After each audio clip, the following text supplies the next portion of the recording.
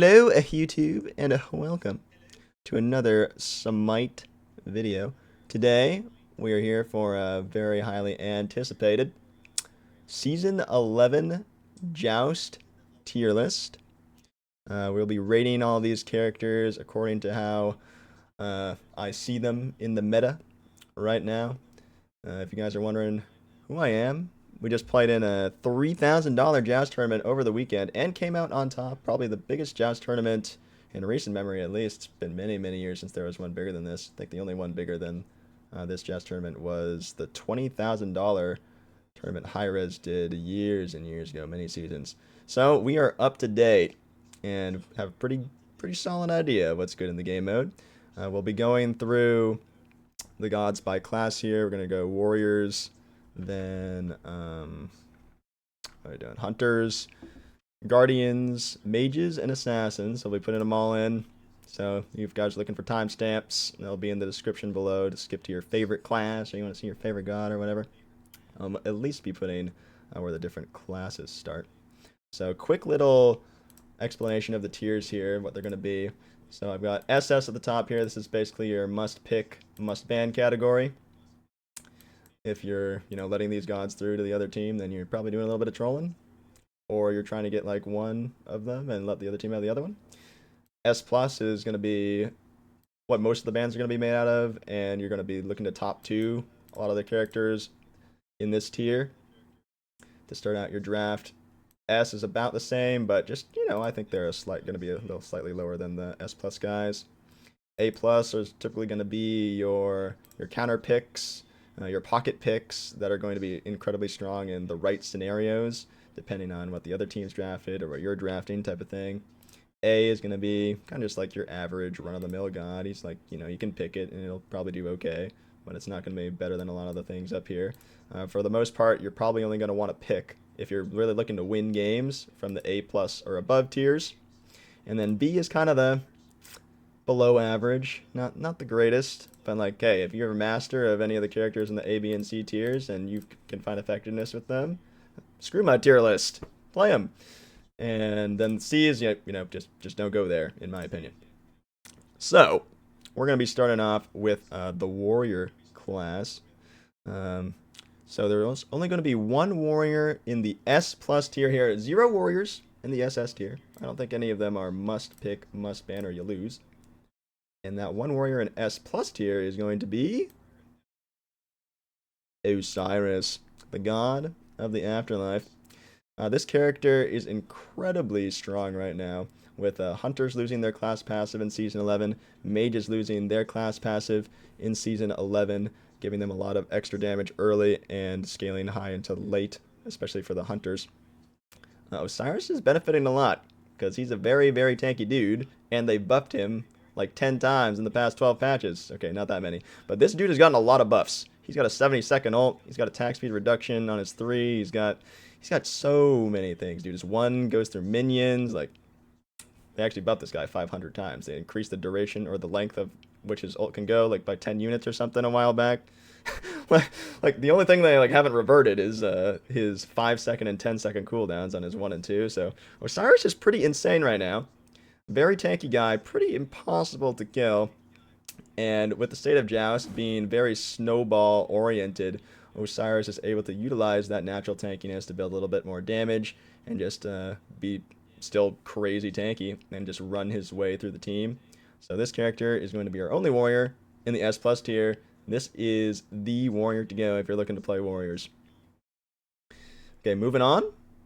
Like I said, no more in the S plus tier, but there are some in the S tier that I think are, just a smidge below Osiris. They're still very, very, very strong, but not quite as strong as Osiris. And the first one, here we got, oh my, this list is all out of order. Let me find it.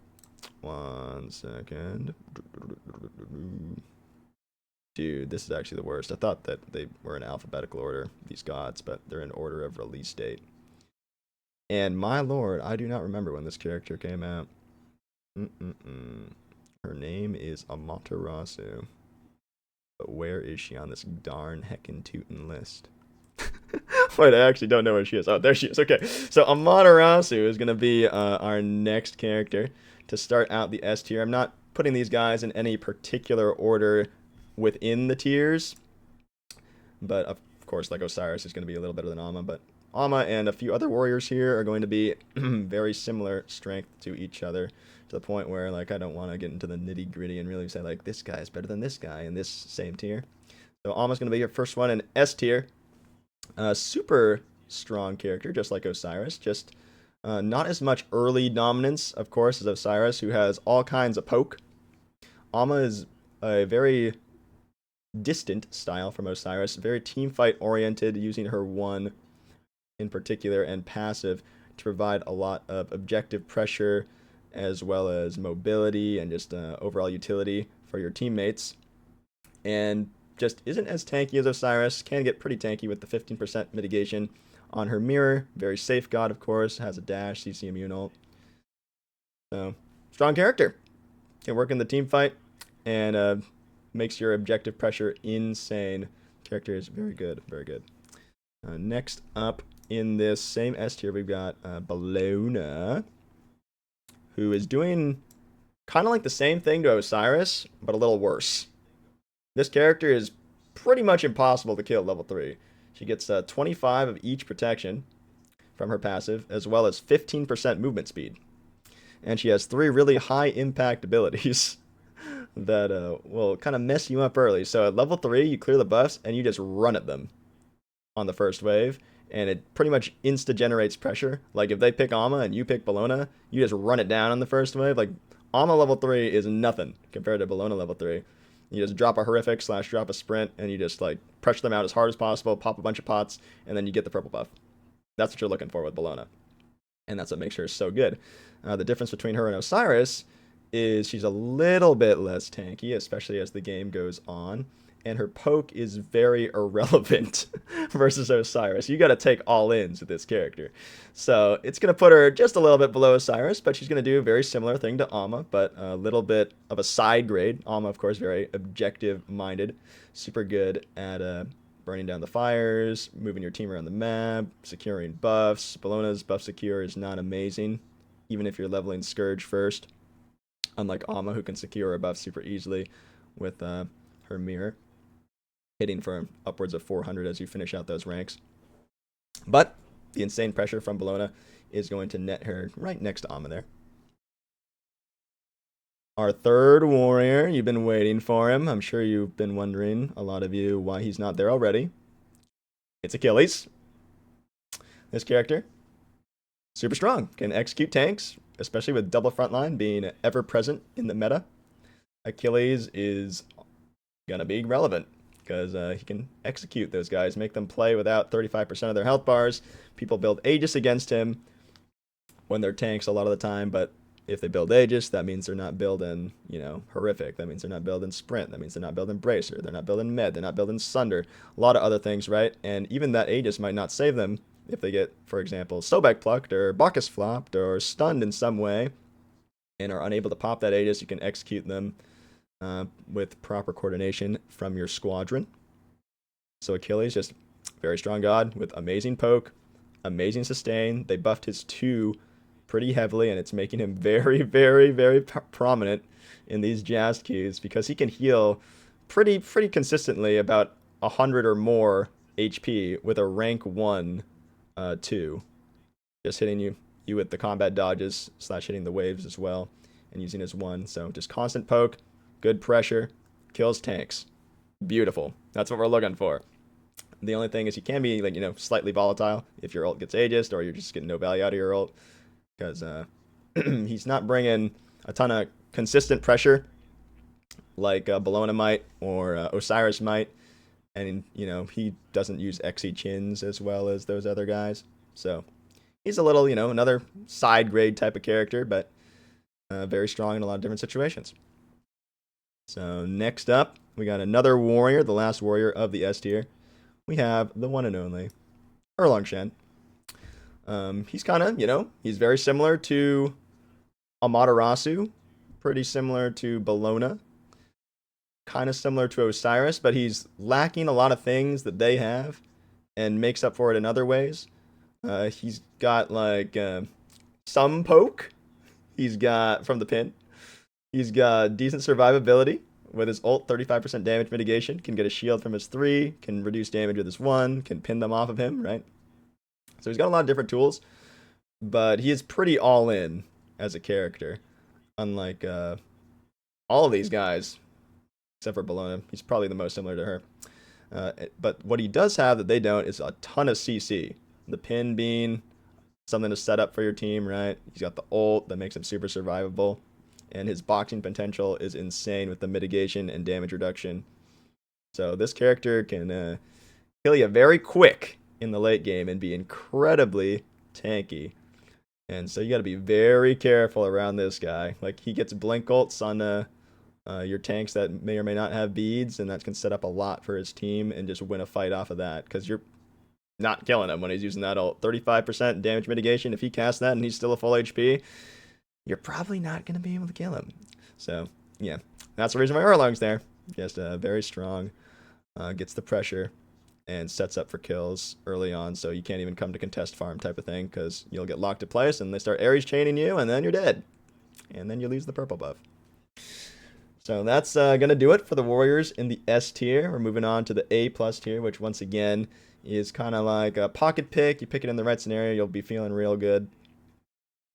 But probably not as good as if you're one of these 5. First guy we got coming up here is our good pal Cucullin.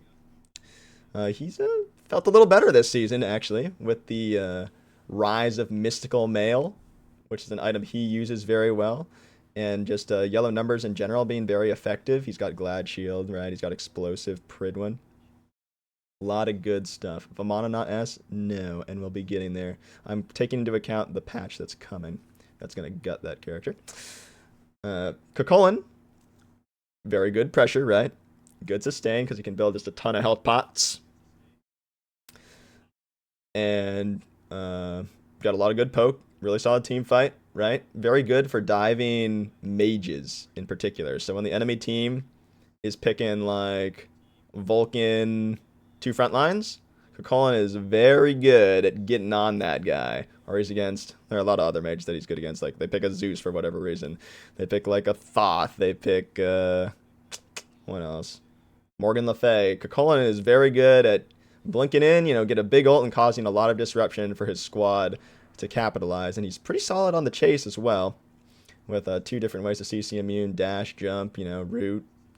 You got some anti-heal in there. Not the most significant or consistent, because it only, lasts for 3 seconds, but still there. Barbed Spear, my boy.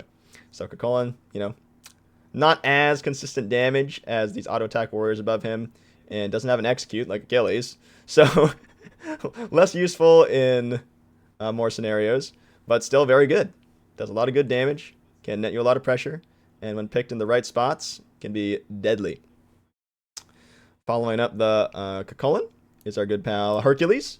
Does a pretty similar thing. Very good at punishing mistakes, this character, because of all the displacement he has. Same thing, kind of like he can dive a mage really easily. This god has a very strong matchup into hunter characters that are trying to shoot you for a long time, because the displacement makes them stop hitting you. And he's got insane damage because of the base damage, and his passive, very insane for giving a lot of power. So he can actually solo out a lot of these guys. Like when a hunter's autoing you, like an X-Ball or an Uller or a Ho Yi, they gotta throw the auto so their character stops moving as quickly. Perk 2 makes it a lot easier to land that. Or heck, even in like the start of a team fight, he just blink pushes somebody, like blink pushes the Euler and throws a rock at him.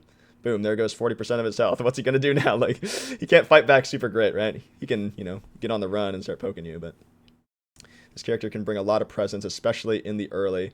Set up a lot for his team for, the age-old thing that I'm been talking about, like especially with Erlang, with like the Ares with the Erlang. Hercules can do kind of the same thing. Just be an unstoppable force in the early, and just stop the enemy team from even approaching you, to the point where you just get free farm and get ahead, and that facilitates everything else in this game mode. Pressure is king. Hercules can get pressure. Can get kited a bit by a lot of different characters, and he doesn't just instantly win early. Like, if I'm a Hercules and I pluck an Osiris into my team early on, that guy might not die. Same thing with like Bologna, same thing with like Achilles. Like, it doesn't always work, but when it works beautifully. So Hercules, super strong god. Next up on the A+ list, we got another warrior. Where's my guy? Where's my guy? This guy is a relatively recent release. He's purple. He's got like 4 arms. Where is he at? There he is. Sheva. It has really good pressure. 2 knockups. Really solid setup, right? Is decently survivable. Has a long duration CC immunity. So if the enemy team picks like Ola Run, this character can be a lot more useful. But he's not better than the guys in the tiers above him, because he's just not as consistent as them against a myriad of picks. So he's going to be just a good god, a good, safe god with solid CC and solid pressure. Thanks for the follow. Should have turned notifications off. Anyway, next up we've got another warrior. This guy's a bit more of an older character. Chinese, it's got a horse, long flowing beard, beautiful locks. It's Guan Yu. This character, pretty relevant with Mystical Male. Has Protection Shred, which is very nice, and these double frontline drafts can solo out backliners that are vulnerable to his ult. That's the big one. So the enemy team picks like a Persephone. They pick Shanga. They pick a lot of different things. They got, you got Merlin. You got Olarun. Like, this guy can destroy mages, mainly. In the backline, they just cannot survive him. The problem is when the front lines are able to kill him. So, like, if he's able to get executed by Achilles, if he's able to get auto-attacked down by an Amma, get all of his Talu assaults canceled by Amma 3, and then, just wombo combat after. So, very useful against particular picks. Like, very good at chasing down a Vulcan type of thing. Good at chasing down a Ra, because he, just gets on the horse and starts chopping away, uses 3. If they can't interrupt it, it becomes very tough for them to survive. So, Guan Yu, very good in the right scenarios, which is what that A+ category is for. Next up, we got our boy, one of the newer characters. Summons the winds of Shamash. It's Gilgamesh. Kind of the same thing, right? This guy's more of an auto-attack warrior. Though he can be a little tricky going too deep into the auto-attack, because he's not the hardest guy to peel. Doesn't have any CC immunities, right? Can lock him down relatively easily because of that, because he doesn't have the CC immunities. Similar to like Erlong, and doesn't have as consistent setup as Erlong. So he's just a little bit worse than the people above him. But he is a solid CC when he does land it. That drop kick is ferocious. And, of course, big stun. And I think his drop kick is actually bugged, and it has been for a long time. It's supposed to be a 1.2 second stun. When you kick a minion into somebody, I'm pretty darn certain that it stuns for 1.5 seconds. Because I have watched that stun timer go down, and that is not 1.2 when you kick a minion into somebody. I could be tripping. But, yeah, Gilgamesh is pretty great. And, of course, his team fight is immaculate with his ultimate. And the beacon he summons with his 3, giving nice lifesteal and nice movement speed to his team, makes him a force to be reckoned with in a team fight. Very dangerous character when, once again, picked in the right scenarios. And there are 4 more warriors. Jesus Christ, we have so many. All right, next up we got Nike. This is another mage crusher. Really good at tracking down your Vulcans. Can't get knocked up. Vulcan's really weak to slows. Kills Zeus's, kills your Thoths. Very good against hunters. This is a very strong anti-carry character. Blocks the on-her autos. Can't get knocked back. The on-her's just kind of like sitting there tossing spears into nothing. So if you don't have the proper interrupt, this character starts getting a little bit crazy against your backline. Like if you've got a heavy dive comp, and then you got, one backliner, you better have somebody that can deal with this Nike, because your backliner is going to need some help. This character can get Manticore Spike super well, Archdruid's Fury, Glad Shield, really strong at punishing those backliners. One thing she can't get is Pridwin. Don't build that item on this god, it doesn't work. You literally don't get the shield, never explodes, don't build it. But, still, really good at punishing backliners. You get, like, blinking beads, and you just start smashing them. And, once again, you just gotta pick her in the right spots. That's why she's A+. Because she's good at what she does, but if there's nothing to do against their thing, they got, like, what do they got in the backline? Like a Hachiman, they got like some guy that can just choose to just walk around you type of thing. Like, it can be quite annoying. They end up picking like Ganesh, and you can't do your thing. Like, you're diving the back, but they got a Vamana on your back line, just smashing down your immobile mage. It can get kind of rough. All right, next up in the warrior class is a bit more of a support warrior, actually. It's our guy Horus. Really relevant CC, but very telegraphed. Typically doesn't want to be like the first guy to go in if he can help it, but he can be. A good support character. Has a stun into a knockup, and he can fly away.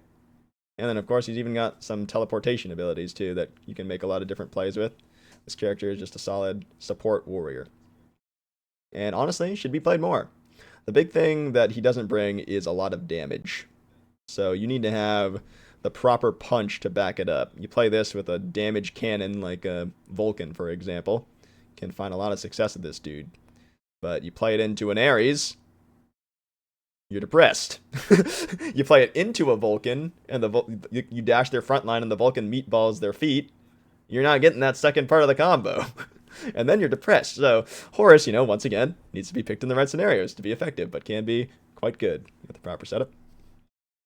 This in general are for Joust. This is Joust. Vamana is our next. Oh, no. Actually, yeah, it is Vamana. I was going to say someone else, but we do have one other guy. But Vamana will be next up here. Vamana was a lot stronger before the patch that's about to drop as I'm making this video. There's a patch tomorrow, and his ult is getting Omega gutted.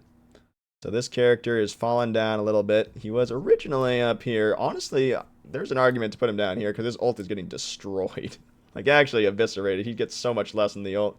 He's going to get like 30 less power. I believe at max rank he gets 75 right now. And it's going to be 45 tomorrow. In addition to, they changed something else. I can't remember. But yeah, his ult's a lot worse, basically, is the gist of it. This character, very good at killing the proper things, right? Really good at stomping down Raws.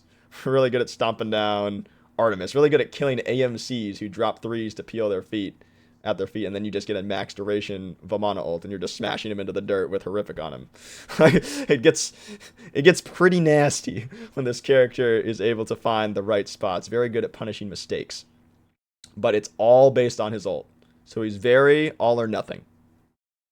And that can be very sad for you or very great for you.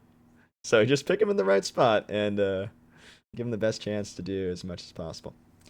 Last but not least in this warrior category, we've got an underplayed character, if I do say so myself. This character is actually a little more complex than people give him credit just because he works a little weirdly in relation to other warriors. But we have Surtur. On his first ability, the one where he gets the empowered auto, goes flame and then whacks something. It makes it bleed, summons a minion. That ability, when you apply it and kill the thing that you apply it to within the 3 seconds that your one is applied, you get 5 extra damage on the ability for the next time you use it. And that can stack 200 times. So you can get 1,000 extra damage on this ability. So this character actually does a whole bunch of damage and is very incredibly strong early on with the slows on his 3, the single target stun from his 2. Can actually, I think he's the only warrior actually that has a stun that long range on a non-ultimate ability. Kind of insane. So you can set up a lot of stuff. This Surtur guy is pretty dangerous when you pick it correctly. Can generate a lot of pressure, like I said, and has good damage. And pretty safe character with the ult, too. So, pretty good. All right, moving on into the A tier now. We've got Mulan. This character has good damage, but is very unsafe and pretty easy to kill. So she's just kind of like, your average warrior. She just, does damage, can provide a lot of pressure through damage, and has decent CC. She's kind of like a budget Naja. But she actually stacks her 1, 2, and 3 very quickly now. So she gets that stuff upgraded by like 8 minutes and starts hitting you with the double hits of the 2, the triple hits of the 1, can grapple walls. She can get some stuff going, but like I said, it's just so punishable that it just sucks. Sucks a lot. So she's just kind of like just a little bit worse. Kind of in a similar boat is our next character here. King Arthur has pretty bad spot right now. Well, maybe I shouldn't say pretty bad, but he's definitely not in a great spot. He's okay, and that's why he's in the average tier. Like, he could still, do some things. Once he gets rolling, gets that big ult, has impactful CC, right? Like, if you let this guy cast all this stuff, he can be quite annoying. But he's just not amazing. He's just not bringing as much as these other guys, and of course he's doing like nothing before level 5, so can be pretty tough. And you do want to get like bluestone on him to make him his most effective, which is a little awkward with how powerful Warrior's Axe is. Stacking starter one is the secret sauce no one should know about. Yeah, you think so? Where's Odin? Yeah, I could put Odin in A+. I think we'll get to him. We'll get to him. We'll make an executive decision when we get there. Next up on this list, however, we've got... Where's our guy? The Mayan god of rain? I think that's what he is. Shock. Just a very vanilla, very average character. Does damage, does it slowly. Is very linear. You know exactly what he's going to do.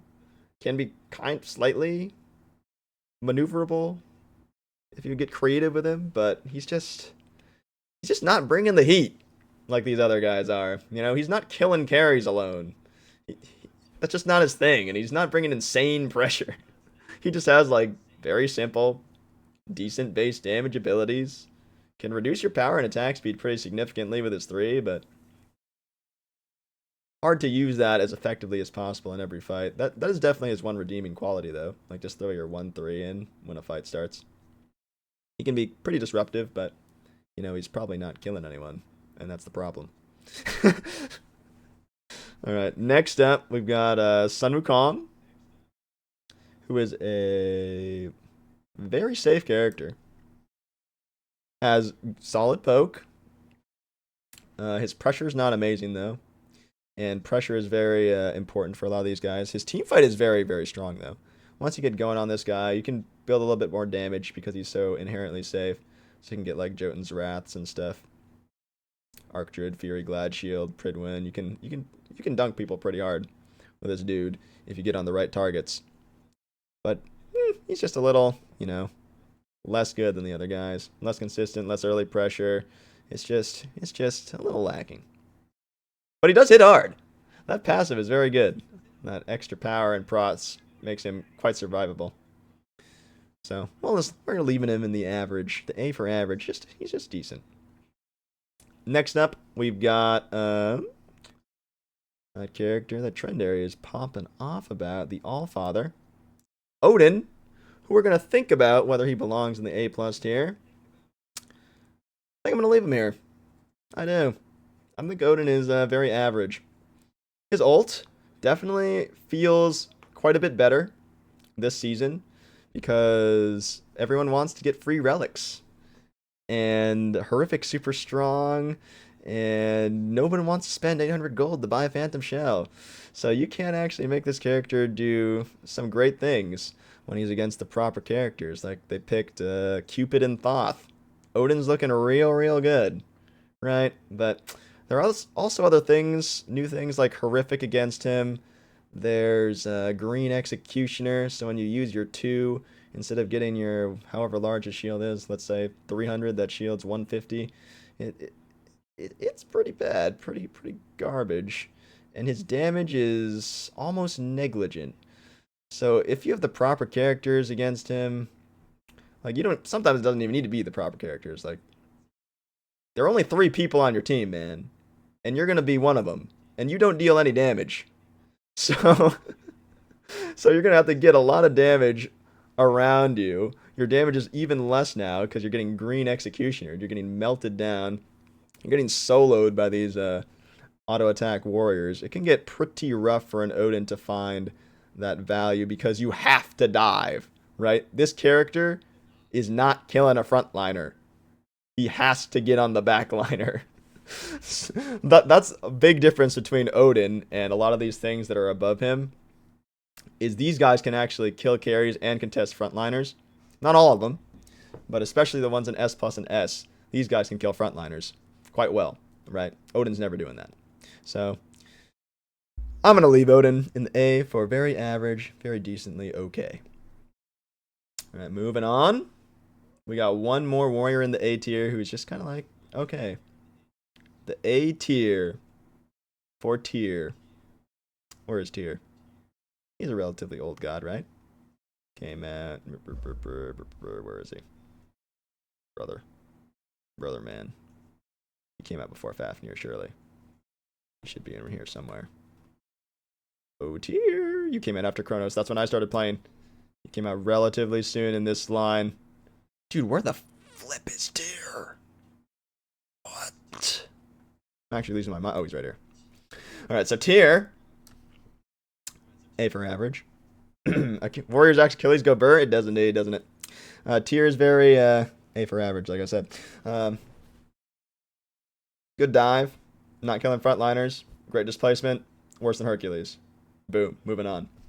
Okay, moving on to our next warrior. Do we have any more warriors, actually? Is that all of them? Huh. That's all the warriors, guys. So all the warriors are playable. Just there are a lot of ones that are better than others. So the warrior class looking super strong this season. Moving on, we're going to do hunters next. Our first hunter is going to be S+. No hunters in the SS tier. Don't think any of them need to be picked or banned. But on her, incredibly strong S+ hunter. Very, very good at killing tanks, controlling space with his one, lacking on range.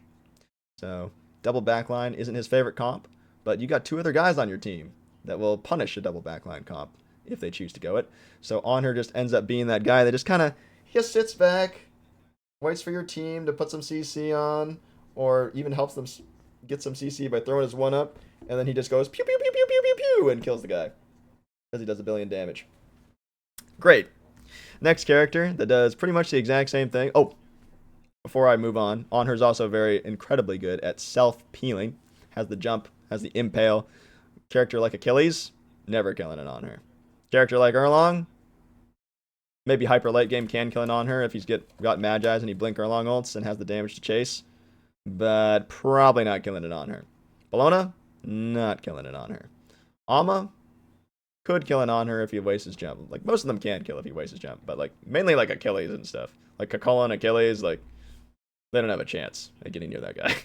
He has to mess up pretty heavy to make that matchup work out. So he's just quintessential at being that backline presence that just activates when you need him. Like, you provide the proper CC and he's like, I'm in there, you know, and just melts the target.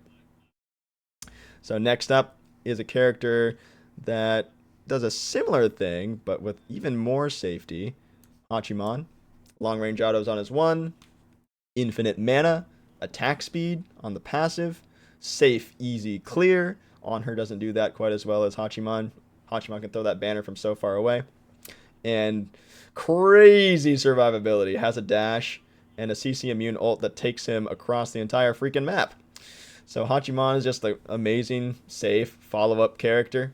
Doesn't want to get caught against the wall characters, like kind of like Kabrakan type of stuff. But if you can get past that, maybe if you can ban that, it gets a lot easier for a Hachiman. You know, doesn't have to deal with the Thor, doesn't have to deal with the Kabrakan. A lot easier to play the Hachiman. He's just got insane follow-up damage from range, and that chase down ultimate, of course, which can act as an execute in some scenarios. And just, you know, just really good damage, really relevant. And that is why he is up there in the S+. Along with our friend Hou Yi, who is an infamous tank killer, great space controller with Sunbreaker, his ultimate, and exceptionally good at killing one guy. Puts the mark on him, stuns him in the ult, and just goes to town. Can even provide you a lot of early presence with that ricochet if you can get in that, you know, purple buff pit or around the tower lines. You can find some really nice bounces that can maybe even net you a couple of early kills that wouldn't otherwise go your way, because just like that ricochet, man, especially around the purple buff, that's when it gets real spooky. In that purple buff area, that ping pong of the ricochet gets quite devious, and of course is very good buff secure as well. So Hou Yi in that S+ range, just like an Achilles, never killing him. Hou Yi or Kakolin's never killing him, that type of thing, and just provides like a lot of presence, and similar to On Her, just like kind of activates right when you need him. Like, he's not outranging anyone unless you get like a lucky ricochet, right, on a backline, which is You know, that's kind of their fault if they get hit by that. But yeah, your tank locks him down, your Erlong ults him and pins him, and you're just destroying that one guy. And that's what you need from your ADC. Nike can kill him? I don't know. He'd have to do something silly. Nike can get stunned out of her one by him. Like, Nike's much more favorable against, like, a Hachiman, right? The Hachiman is probably going to run away, but, like, he can't really, or Hachiman can't interrupt a Nike, right? Unlike Hou. So, I don't know if I would say Nike will be killing him in most scenarios, but you could definitely force yourself on him as a Nike. You got to be very careful about getting turned on, though. That's what makes Hou so dangerous, is he just makes one guy the target and says, let's kill that guy. And if you've got the proper CC and backup to do that, it's probably going to happen. You mean on her? Oh, yeah, Nike is decent against on her. She can put on a lot of pressure that a lot of different warriors can't. But I don't know if you're ever going into a scenario against an on her that has everything up and you're thinking, I'm going to solo this guy. You know? But, like, Nike can. Like, you've got a fully charged Arc Druid proc. You got Glad Shield. You got Blink Beads. It's probably your best chance of killing him. Like, if you can get on him, yeah, you could do it. The problem is getting on him. So, yeah. Okay, so that's all the hunters for our S+ tier. These guys are just incredible tank shredders and incredibly safe. S tier. There's one hunter that resides in this tier that is just a step below the other three that are above him. And that is the god with the axes and the bow. Where is he? Uller. So just a tad below his counterparts. This god's got, you know, a nice little CC, hard CC. Not a lot of hunters have the long range hard CC, kind of like this guy does. Very mobile. This guy is incredibly safe if you can abuse the abilities and the cooldown properly. The big thing he's lacking compared to the hunters above him is the consistent DPS. So very impactful with the burst, right? But he's just not providing the same tank shred. So if you have two tanky tanks that are trying to set up for you, it might not work out as great as you are hoping it to. Because he's going to need a little bit more consistent DPS on his side. He's going to need like an Ares as his guardian to deal some damage. He's going to need a Amma to light the guy up and make him take a lot more damage so he can burst them down. He's going to need an Achilles to execute them after, / put a Sunder on him so that his damage is more impactful, right? Like the Onher, the Hachiman, and Hou, they're cool with all that happening too, but they don't need it as much as Uller does. What he lacks in that, he makes up for, of course, and what I said is his safety, right? So fast, so good at chasing down kills. This god, better than like every other god in the game, chases down kills the best because of the movement speed and the jump and the cooldown resets from his passive. So he's just insane in those scenarios when someone's just like wiggling away. I mean, that's why he's the best god in Duel. And this isn't Duel, but very relevant character, very strong right now. Consider picking him up if you haven't already. Okay, moving on, we're going to go down into the A+ tier. These characters, you know, going to be just a bit worse than these other guys, you know, for one reason or another. Maybe they've got, you know, less tank killing presence, maybe they're less safe. Myriad of reasons that they could be a little bit lower. And the first character we have here is Ishtar. And the big thing for her is she's going to be less safe. She has those long-range autos that deal reduced damage. Great for oboe procs. Great for building Silver Branch. Great for getting like Diamond Arrow on. Can be very, very nice. But if someone's able to close the gap on you, you're probably going to die. If it's a 100% to 100% and an Amma gets to you and she's in movement speed stance, you either kill her or you're dead. There's no option. You're not horsing away. You're not pillaring. You're not impaling her away. You're not bursting her down with a Hou combo. You're not stunning her that great, you know? Like you're fighting that. So that makes it a lot tougher for Ishtar, but if you are able to manage that distance, she can be quite effective and deal very relevant damage if your team's able to set up for you. And that's going to leave her in the A+er. Next up is a character that's doing kind of the similar thing, is Chiron. A little less consistent in terms of the damage. Kind of similar to Uller, but just a little worse because his escape isn't as great, but his long range damage is immaculate with that ultimate Centaurus, able to output a whole bunch of damage, especially late game when he gets that Bluestone. Chiron is very good at spacing out his damage, so he gets maximum damage from Bluestone, and it really destroys carries. Like one hit from his ult late game can take easily 30, maybe even almost 40% of a carry's health with the Bluestone proc. So you get like full ability burst on this guy. You could even slide in a Vital Amplifier, could slide in a Chin Size, Green Xe maybe. Maybe not all three of them, but can slide in any of those three, maybe two of them, and build a full ability damage otherwise, like Jotun's Wrath, Transcendence type of thing. And this character can really snipe down those backline targets, assist in the dive, and that's pretty impactful. It gives you an extra dimension in your gameplay if you're able to kill the carry character on the other team, or you're able to kill their tanks. Chiron a little less great at killing the tanks, though his damage isn't bad against them. And his damage against the carries is incredible. So if you have a dive-centric team with like a Vamana and like a Bacchus, for example, Chiron can be very good at helping you chase down the enemy Thoth. He dashes away, you're still able to reach him. The main difference between like him and somebody a little better than him that does a similar thing like Uller is a little less consistent, because that ult is quite long range, takes a while for those shots to get there. His pressure isn't as high, and he's just got just less abilities overall, so does a little bit less damage. So moving on, we've got a character that's a little bit more similar to Ishtar, Medusa. Very insane early game burst from this character. You level her Viper shot, which you definitely can do with how squishy the minions are. You don't really need to level your 2 that bad, and you got 2 other teammates to help you clear the wave, right? God, I needed that water. Medusa can be very impactful. Really good at locking down that one target that's CC'd for her. Can kill people very, very quickly. Early on. The main thing there is early on. Struggles a little bit more in that mid-game stage and that late-game stage. Unlike other hunters, freaking Ishtar on her Hachiman Hou-Yi, who will start skyrocketing their damage as the game goes on, because their scaling is just better than hers. But Medusa can be very impactful. You pick her along with like a Charon that uses his ult and makes them flip around and face you. You combo that with a Medusa ult. That's dangerous stuff, guys.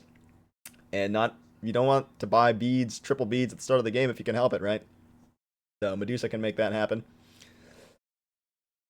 Excuse me. Get relic advantage and stuff like that.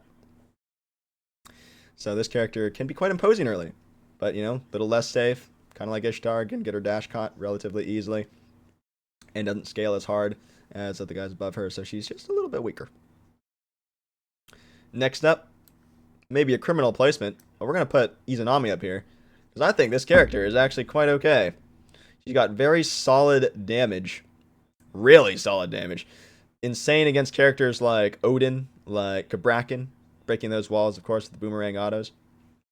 And like I've been playing this character quite a bit recently. She just does a lot of damage, dude. Her passive giving her 15% pen is crazy. I found that like even when I'm playing against complete randoms, I just get beat down by this character if I ignore her even a little bit. She just hits so hard, man. She hurts a lot. So in a meta where you're just got 2 frontliners, beefcakes, just running it down, and the backliners are both like free casting, they're doing their thing, like they're tossing their ranas, they're doing their thing. She's able to stay relatively safe, right? Like you're just waiting for somebody else to set you up, like kind of like on her. Izanami is great in a meta like that. She feels amazing for those situations. Like on her, right? His weakness is he gets outranged forever. Hou-Yi, same thing.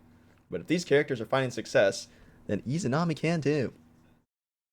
And she's got, of course, great early pressure with the boomerang autos. To F tier, she's your favorite hunter. Her kit is horrible. Dang. This guy levels the Izanami 2 over the Izanami 1. Alright, moving on. Xbalanque is our next character on the list.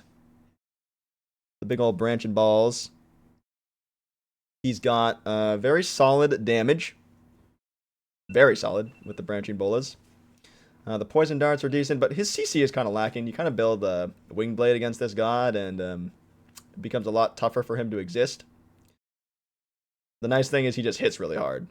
So, once again, if you got people locking people down in front of you, X-Ball can gain a lot more relevance.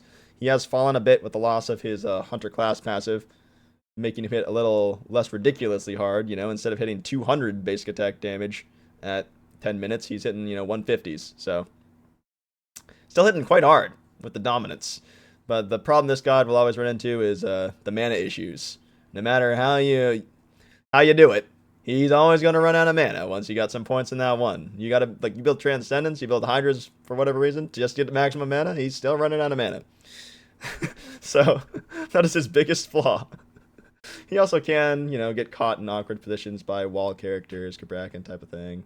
But his damage is just so relevant. He's just a little less relevant because he doesn't have that CC like these other guys do to lock down a target. He really needs someone to do it for him, right? Character that doesn't need people to lock people down for him is our next hunter, who summons Bifrosts and blows on his horn and stuff. Where is he at? Heimdall. There he is. This guy is the epitome of a safe hunter. Teleports X number of hundreds of units away from you. You can't really kill this guy if he's being smart with his threes. Got the beads, he's got the ult to banish you, get you away from him. He can see you from a mile away with his one. Even after you get out of his vision range, he can still see you with his passive. But he's not bringing a whole ton of pressure.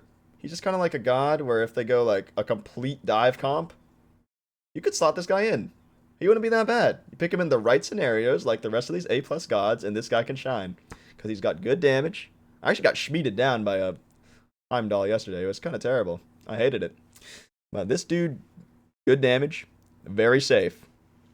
So if that's what you need in your hunter, and they've banned out 6 hunters, then you might be looking towards Heimdall for that safety. Like if they go, let's think about this. What's a completely dive-centric team? Like they pick like Guan Yu, or they pick like Sheva. Like they go double warrior mage. Heimdall can get a lot of value because those Guan Yu and Sheva are never killing Heimdall. Character like Gilgamesh, never killing a Heimdall. So, if you just need a backliner that is going to be safe, think about the Heimdall. Good damage. Next up is a character that does a similar thing, but a little bit less safe. Though still quite safe. Heimdall is just like way too safe. Is Marticaris, the first Manticore. I think this character is a lot better than people give him credit for. Mainly because I see people still stuck in the Transcendence into Soul Eater Fail Not build. Soul Eater is bad, guys. Stop building that item. Jotun's Rush. Technology. Jotun's Vigor. Technology. You rush Jotuns on this guy, feels so good. Instant cooldown, instant damage, kind of like an assassin build where you rush Jotuns. And you build Bluestone Jotuns. The 3 is always relevant for your team. Your ult, of course, is incredible safety. His range is immaculate. You just have to play his spacing properly and be creative with his bushes. And this character can bring a whole lot to your squad. If I had seen more of him, I'd say it's even arguable to put him up in that S tier alongside Uller, just because he can be played to a degree of safety where he's just so good at living and just staying safe, playing from range, kind of like Merlin. Like a Merlin Marty backline sounds devious to play against if you have a dive comp, because it's just like so hard to get to them because they just play from so far back and are still able to deal damage. And Marty's just very, very good at that. And I find him quite effective right now. So I'm putting him up here, nowhere too high. His damage usually doesn't kill targets until you're getting like Bluestone, Crusher, all that good stuff. And it is a little tighter to fit in a green Executioner into his build because you want, Bluestone, Jotuns, Transcendence, Fail Not, and then Crusher Heartseeker. You have to replace the Crusher with Exy if you need green Exy.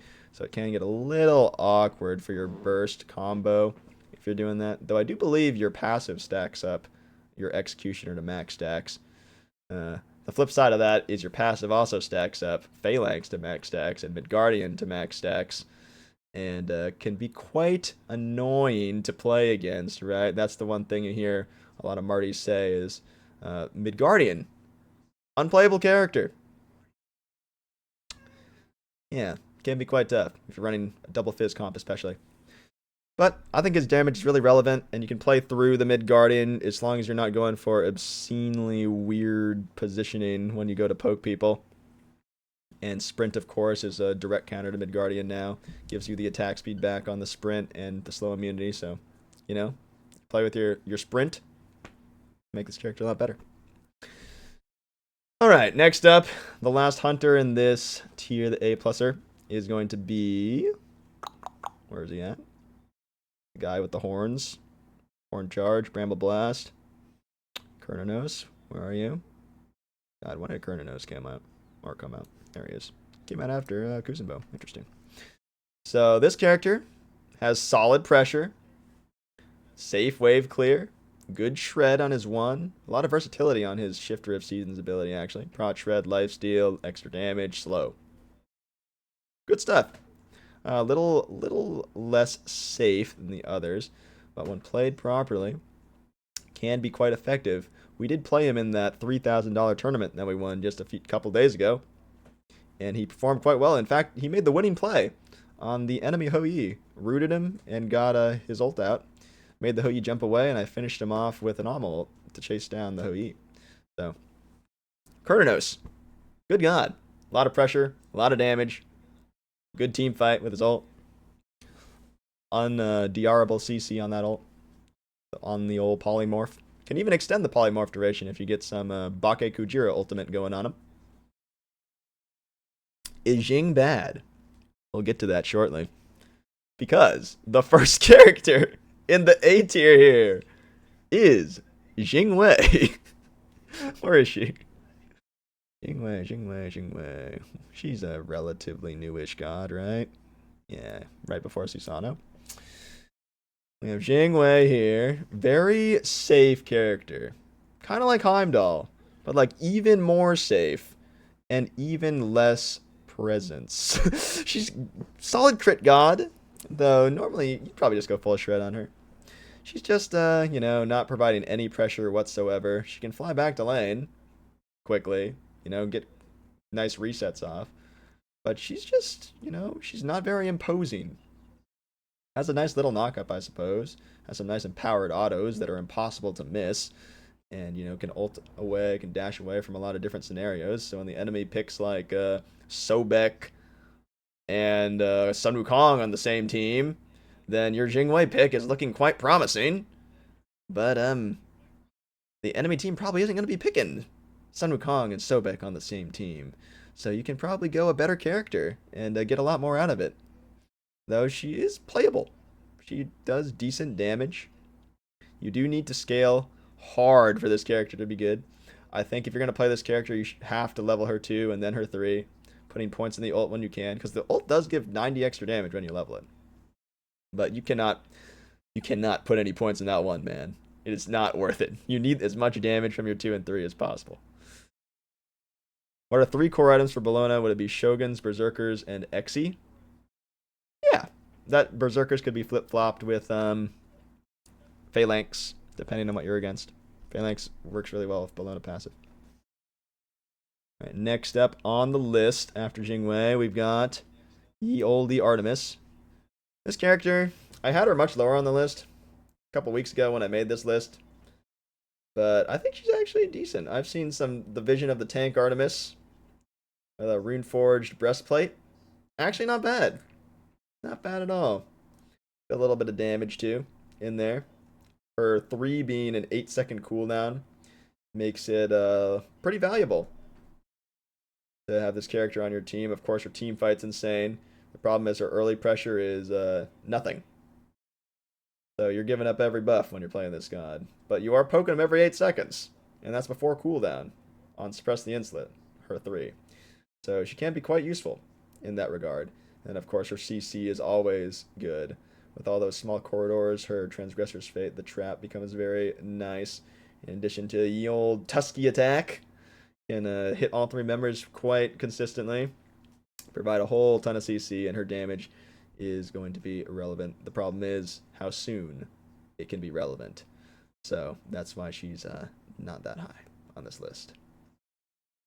Next up, we've got the Tanuki himself, Danzaburo, Rich Kid. This character actually got buffed recently. Pretty good buff at that. His 3, he gets 15% damage mitigation while he's inside of it.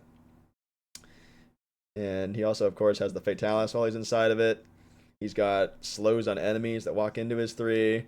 This character, you know, he seems like he could be really good. But his 2 sucks. A lot. The thing is such a long cast. Rarely ever gets anyone. When it does, it can be quite good. So he's not the worst. But he's not the best. And that's why he's like, you know, that A tier. He's just kinda average.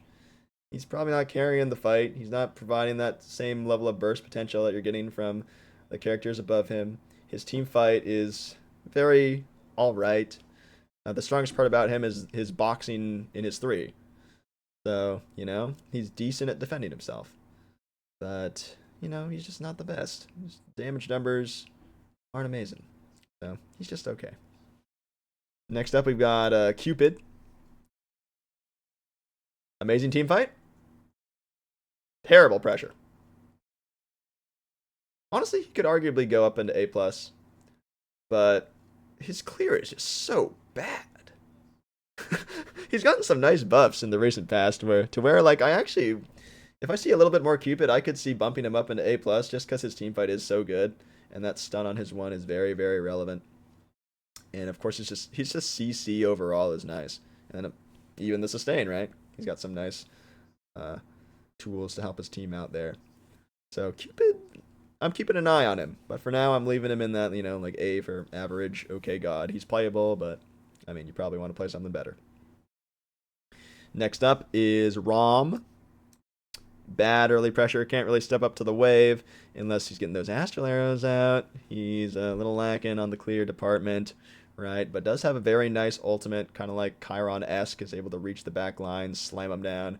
The difference is you're probably not building like full pen Transcendence on Rom because he's just so much better with the auto attacks. So that ult isn't going to be as impactful until you get like Silver Branch full attack speed type of thing going. But he's pretty easy to focus, this guy. Gets screwed by your Kabrakens, gets schmelted by your characters that just run at him. Like Achilles is just going to run at him, and he's not going to be able to impale him away. Or he's not going to be able to Hou-Yi Mark and burst them down with an ult combo.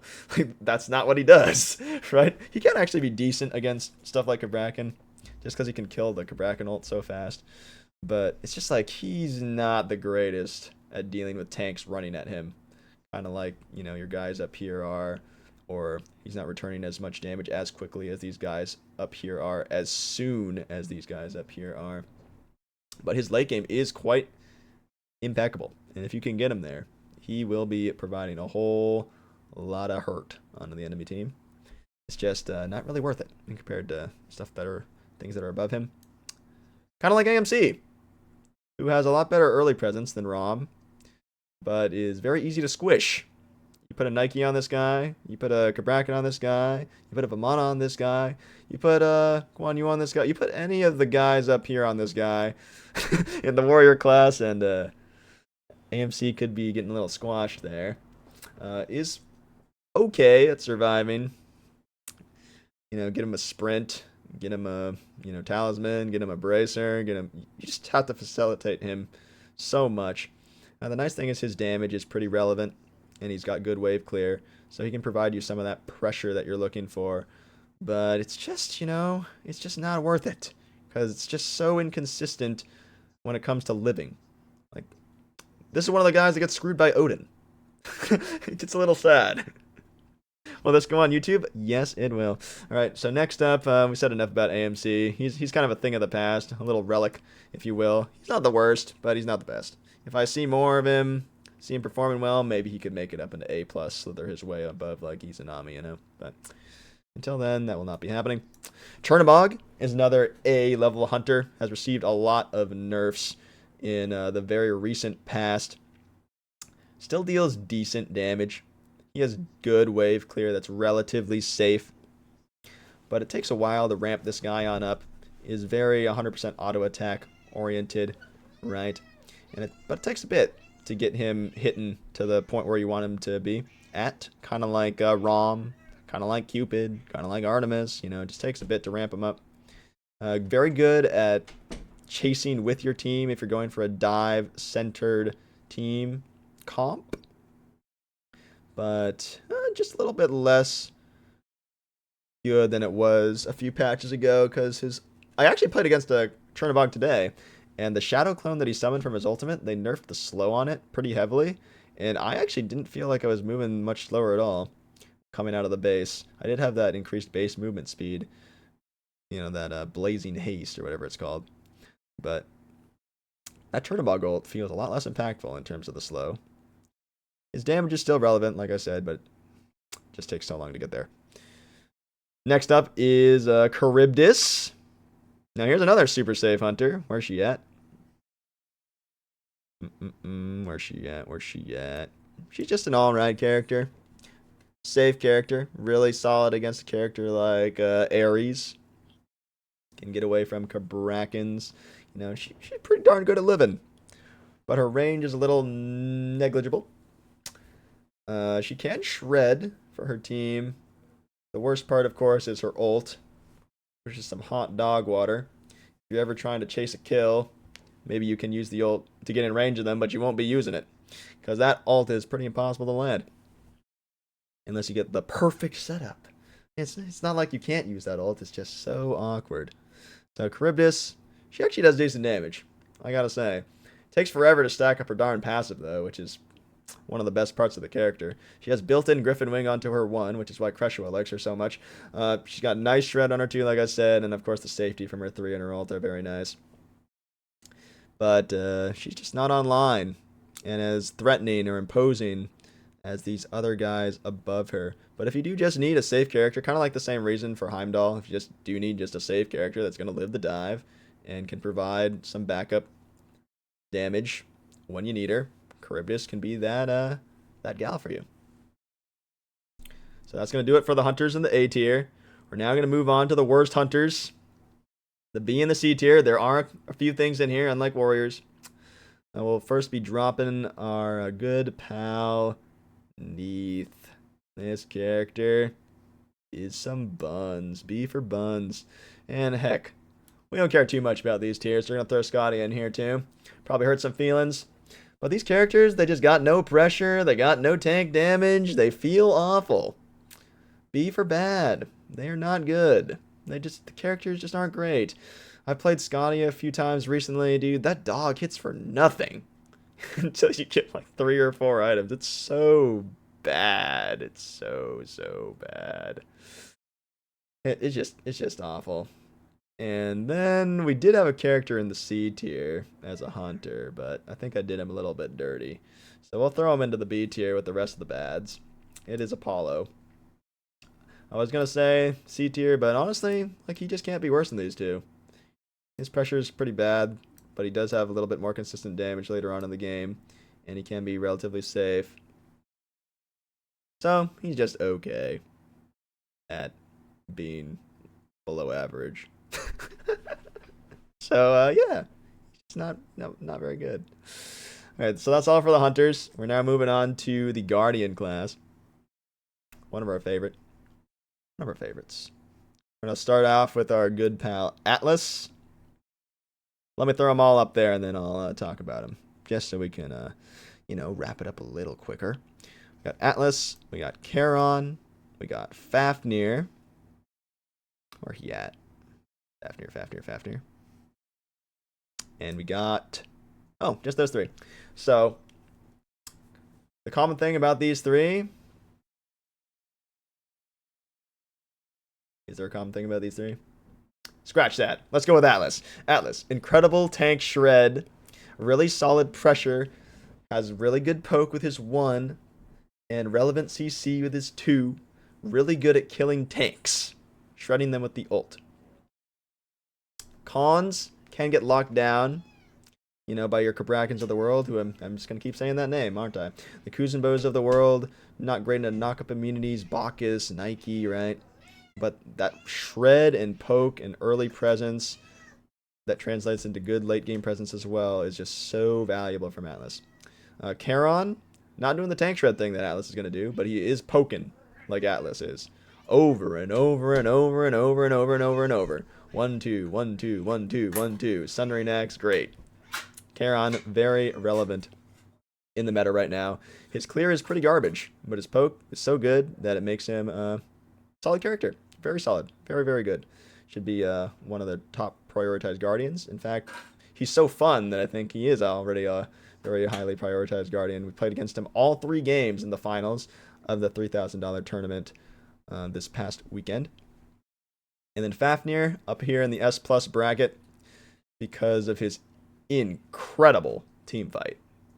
This character has such a long CC chain on literally any target, of course, so if you're not building beads against him, he is locking you in place for 3 seconds, and you are getting schmelted by his team.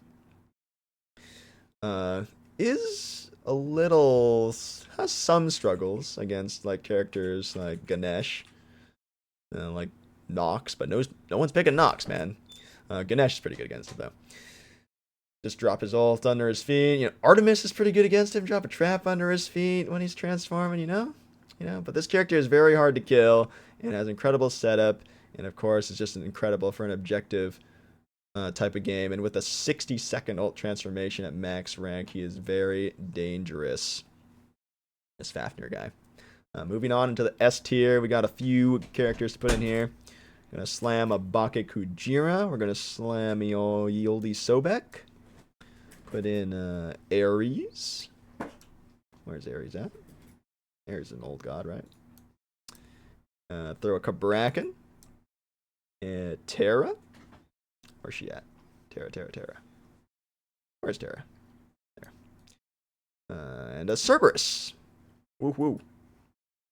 A lot of good guardians. A lot of high tier guardians. They are just, in my opinion, a little lower than the Atlas Charon Fafnir because a number of reasons. But all these guardians, very, very strong. Can 100% consider picking them in the first 3 of your draft. Oh, I missed one. Get nuts.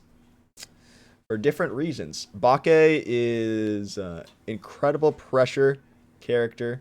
Has the Oleron ult on a tank, which is like the only thing that Oleron doesn't have on his ultimate.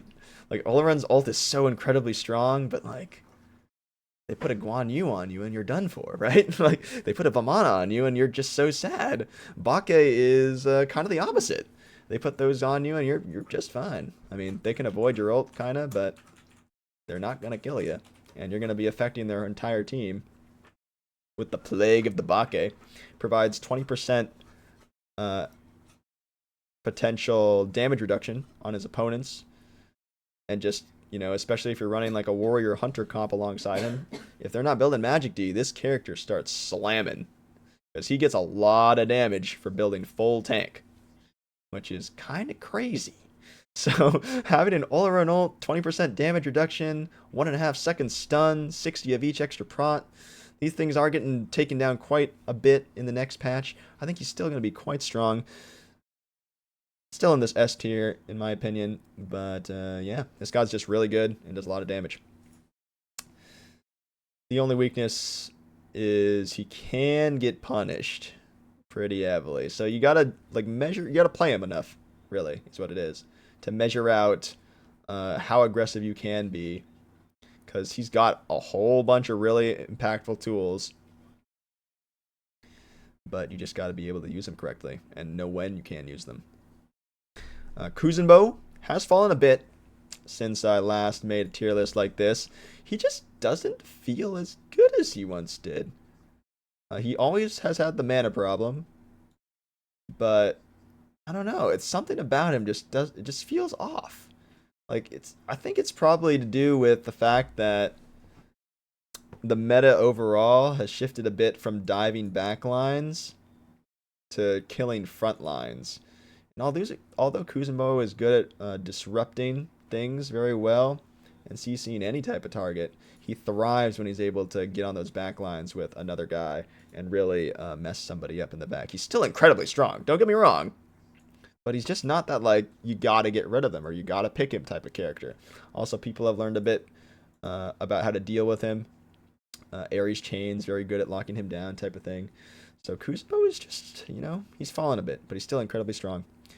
Sobek up here, just a really, really nice pressure god. It's the threat of being plucked that makes him so strong. And it's just a very safe character, right? Even if you miss the pluck, even if they beats the pluck, you can go down to that lurking in the waters and be safe. Things that put him not as good as the other guys is his damage is very irrelevant. He does no damage, in fact. He doesn't heal for very much at all, too, with the Sickening Strike after the healing nerfs last season, or whether it's 2 seasons ago. I think it was last season. So, he's really good at displacing people, though. So, really hard guy to kill, and if you have the proper damage to back it up, it can be quite useful. Also, really good with Mystical Mail, really good with Explosive Pridwin, Archdruid Fury, so you can make him deal damage if you're building the proper items. Congrats on the win. Thanks. Did we win the tourney? Yeah, we did. Ares, super strong Guardian because his early pressure is immaculate and very, very welcome on this map and the way the season is shaking out. With carries doing so much less damage, he's just so tanky, and he still does the same damage that he did before, so they're hurting, and he is feeling good about it. Able to melt down buffs, able to chain people out when they come into that purple corridor, getting that purple buff down for you. We were actually banning this guy because we just did not want to deal with his pressure, the potential that he could bring. Of course, the risk is he's a very volatile pick, gets messed up by Kabrakan pretty hard. Though it's not the most unwinnable matchup for him. It is feeling pretty terrible, though. You got Kabrakan, Baron Samdi screws this character pretty hard. But, if you ban those guys, you could have a lot more success with Ares. And just get rid of the few things that kind of beat him down, and you'll be in a good spot picking this god every game. And just getting pressure off it. You even can draft like Thor with him. You could draft like Naja with him to provide just an easy, simple, big free chain. Go for it. And then boom, pressure. Feels great. Kabrakan feels very good for setup for hunters. Tanky character can be a little bit volatile because you can't focus him out, especially because you really want to use his one when you're engaging, right? Because it's just hard to close the gap without it. You got to have that or you got to have Blink, right? So Kabrakan is very liable to get turned on, having no CC immunity built in. Does have quite a bit of tankiness built in, but if you can't move, you're still dead. So Kabrakan can be a little risky, but he's so good, has so many good matchups against so many of the characters that he's just a powerful god. Can lock down the Charon, can lock down the Atlas, can hold people still for a long time or relatively in the same place, making it really easy for a hunter or just any carry character to land abilities or auto attacks. Terra, in kind of a similar vein as these earlier pressure characters. Ankh being changed into horrific, morphed into horrific as kind of a side grade. Maybe side grade's not the word, but Terra feels better and worse at the same time because she's getting horrific and anti-healed at the same time, but she's also not taking 20% extra damage or spawning a bunch of pools underneath her teammates' feet that are doing a lot of damage. So Terra ult is actually a lot better now than it was last season, I would say, because Ankh lasted 10 seconds. Horrific lasts 5. You can build sprint, so you can negate a lot of the anti-Terra stuff that was so brutal for her last season. And also another thing is that horrific isn't hitting the whole team probably in a lot of different scenarios. So your Terra ult might be getting full value on a lot of different targets for your squad if they choose to horrific, because that horrific is a smaller range than the Ankh, right? Smaller range and lasts less time.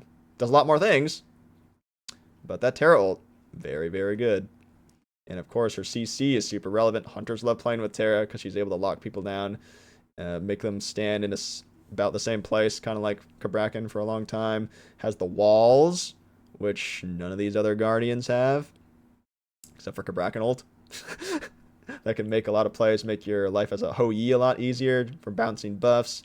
Heck, you could 3-1 someone as Terra, and then if you line up the Terra walls, you could set up a bounce for your Hou-Yi by like locking someone up against a wall with your 3-1, and then you put the walls up with your 2, and then, you know, the Hou-Yi drops the ult, and they're stuck in there for a while if you leave your 2 up, and then you got a easier ricochet, right? Might get a triple bounce. So Terra can be quite good. I think this character is being severely underplayed right now, actually, just because her pressure is so relevant. She does get screwed a bit by stuff like Cabrakan and stuff like Ares, but she also has a lot of good matchups against stuff like Atlas and stuff like Sobek. So, you know, just a good character. Cerberus has a lot of great things going for him. His damage is a lot higher than a lot of these Guardians up here. The problem for him mainly is this guy right here is a direct counter matchup for him, and it sucks because you just get silenced out of your 1 every time, or out of your 2 every time. You will be leveling your Serb 1 though. Like, you never really level Serb 2. It's just so much less consistent than leveling his 1. But Serb's damage is quite good right now. Has Shred, unlike a lot of these other guys. So with like Mystical Mail, with Pridwin, and especially if you're running like a double Fizz comp with him, and you need to be the only magical damage, like Cerberus can be quite impactful. And, you know, just landing that random stun into a nice ult onto a tank that doesn't have beads or didn't build beads can just win you the game as Cerberus. He's also, of course, incredibly good against healing, you know, health pots, Aphrodites, sustain characters like Amaterasu and Achilles and Erlong. Like, he's very good at taking away a bit from those characters against Terra. You know, a lot of value for the Cerberus. Ganesh, a little bit of an underplayed character as well in my eyes. The big difference is he does like no damage. It's kind of like a Bracken. A Bracken does like no damage, but is a whole bunch of setup. The main thing I see Ganesh being used improperly, or the main way I see him being used improperly, is people are picking Ganesh as like their only engage. Ganesh shines when somebody else runs it down for him and he gets to drop the ult. Like, I was playing a comp in a Slash earlier that had Ganesh, Bake, and Hoonbots on it. And just those ult combos were so crazy. Like, we'd get dunked by a Thor and their team would dive, and then we'd just drop all 3 ults and they'd all die.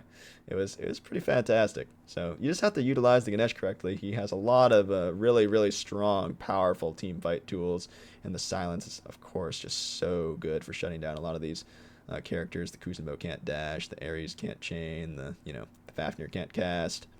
You can catch people's dashes like Charon and Atlas and stuff. It's a knock-up immunity as well. You just have to, utilize it correctly. Have the proper dive. Ganesh is a very strong character for dive. And for anti-dive. So, just gotta pick them right. Okay, Guardians for our A+ category. We'll round it out here. We got a good number of them. We got Kepri. In there we got Bacchus. Where he at? Bacchus. Dude, where's Bacchus? He's old, right? Super old. Bacchus. We got Athena. Where's she at? She's an older character too, yeah. Yep. Got Jing Chen. I might have to move Jing Chen up, honestly. Kulu. Yamoja. Emoja. He's newer. There. And oh, that's it. Just 6. 1, 2, 3, 4, 5, 6. Yep. Looks good. So Kepri. I think this character is a lot better than people give him credit for. He's definitely pickable. All 4 of this character's abilities are just insane. His abduct first ability scales up to like 1.9 seconds. You can silence and grab someone for. His 2 is a bunch of damage mitigation and a bunch of protection shred. And his 3 is a long route. And of course, he's the only character with a res. The problem is they're long cooldowns, and he's got non-conk nerfs, and he's not the hardest character to lock down. So he's kind of like Ganesh in that you want somebody else to dive for you to make him work. So if you're going to play Khepri, you need to play something that's doing high damage and can dive. You need a set, or you need a Kama, or something like that. Something within those parameters that's going to make it work. Otherwise, it's going to feel pretty bad because you're just not going to do much damage. But he's just so good at playing the defensive side, and he can still play the aggressive side. He's got that long range engage with his 3 that not a lot of Guardians have. Like, Kabrakan's got to walk up, Terra's got to dash in, Sobek's got to dash in, Kusumo's got to dash in, that kind of thing. But he's got like that Fafnir-esque toss out the thing, stop him from moving, that he's got above a lot of these other guys. Of course, very good to see, and the res is always good. So that's why Khepri's up here. Bacchus is up here as well. Very naturally tanky character. Has dropped a little bit since last season because he's just a little bit more abusable than a lot of these other dudes. You just got to be so careful with your flop. If they pick the proper punish characters, like, Ho Yi, for example, you flop in, you get Ho Yi ulted. You get executed by Achilles. Like, there are a lot of things to worry about because you're tanky, but you're not unkillable. So you got to be careful when you're picking the Bacchus character. Does have some very solid matchups against stuff like Atlas, but also has some pretty terrible matchups against stuff like Kusunbo and stuff like Charon and stuff like Fafnir, who can actually lock him down and make him a lot more killable. So Bacchus, he's a good god, but he's not better. Athena, kind of similar to Khepri in that she's got a decent setup, can protect her team very well. Incredible setup, actually, with her taunt. 18-second long cooldown, though. So she's not doing it super often, and she's not dealing any damage. So you need to draft some heavy damage alongside her to make her work. The nice thing is she has incredible setup, so, you just have to play off that. So you pick these characters in the right spots, and you can do a lot. Jing Chen, impossible to kill this guy, really, unless he messes up with his jumps. Is very, very good at living and has decent poke, strong at controlling auto attack characters, can force out beads in a lot of scenarios, get escape abilities down, force ults. Jing Chen has some good things going for him. The difference is he's probably not killing you alone. So most of these Guardians aren't killing you alone. But the ones that can poke you out and lock you down for long enough to make you killable are the most impactful. So like Atlas, Charon, and Fafnir are just the best at that. And Jing Chen, he's just like a few steps below that, right? Like if you get caught in that washing machine ultimate, the whirlwind of rage and steel, it can be curtains for you.